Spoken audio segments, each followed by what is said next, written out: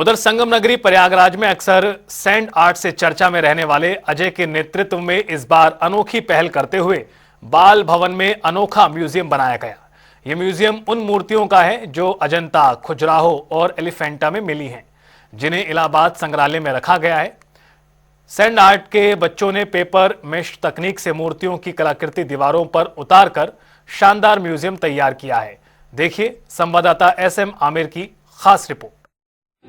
अपनी संस्कृति से जोड़ने के लिए बच्चों को बाल भवन में कुछ अलग चीज़ सिखाई जा रही है। बता दें, जो एलिफेंटा, खजुराहो और अजंता में खंडित मूर्तियां मिली थी, जिसे इलाहाबाद के संग्रहालय में रखा गया था, उसकी तस्वीरें अब दीवार पर उकेरी गई है और यहाँ पर बच्चे आप देख सकते हैं काम भी कर रहे हैं उस पर। और ये सबसे बड़ी बात है कि एक नई टेक्निक है जिसे कहते हैं पेपर मैश, उससे ये तैयार की गई है। और यहाँ पर हम बात कर लेंगे, यहाँ पर आप इंचार्ज हैं, ये बच्चों को किस तरह से धरोहर से जोड़ने की आप लोग ने शुरुआत की, क्या कुछ खास है? बाल भवन में 5 साल से लेके 15 साल तक के बीच के बच्चे आते हैं। तो बाल भवन का एक मकसद है कि हमेशा इन बच्चों को अपनी संस्कृति, अपने कल्चर से जोड़ना। तो इसी उद्देश्य के अंतर्गत यहाँ पर एक क्ले मॉडलिंग डिपार्टमेंट चलता है, तो उसके अंदर जो है ये बच्चों से ये क्रिएटिव वर्क करवाया गया। ठीक, तो देखिए ये वही बाल भवन है जहाँ पर कभी जवाहरलाल नेहरू रहते थे, मगर आज ये बाल भवन के नाम से जाना जाता है और बच्चों को यहाँ पर विभिन्न प्रकार की कलाएं सिखाई जाती है। ये बताइए, आप लोग इसको तैयार कर रही हैं, कितनी मेहनत लग रही है, क्या कुछ खास है? ये हम लोग ने एक मिनी म्यूज़ियम बनाया है। इसमें अजंता, खजुराहो, एलिफेंटा केव्स की मूर्तियाँ और पेंटिंग्स भी हैं कुछ, उनको भी स्कल्पचर के द्वारा दर्शाया गया है।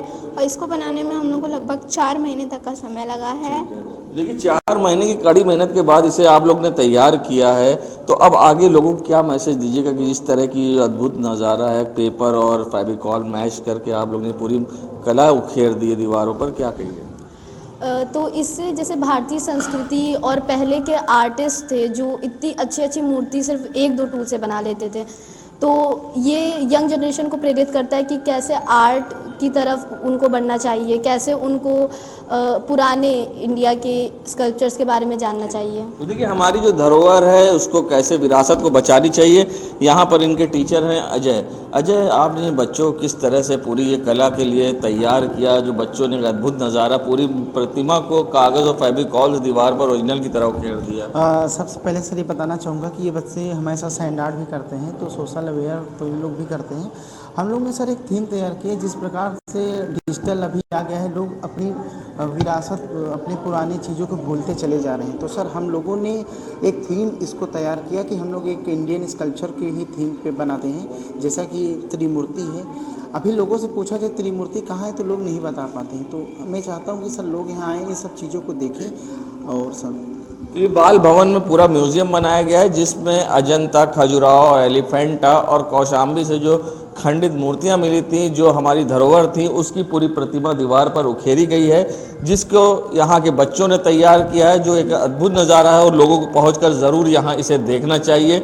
आनंद भवन के बगल में जहाँ जवाहरलाल नेहरू कभी रहा करते थे, उसी बाल भवन में आज बच्चों को शिक्षा मिल रही है और यहाँ पर एक म्यूजियम भी तैयार किया गया है। वीडियो जर्नलिस्ट सामू कुशवाहा के संग सैयद मोहम्मद आमिर, प्रयागराज।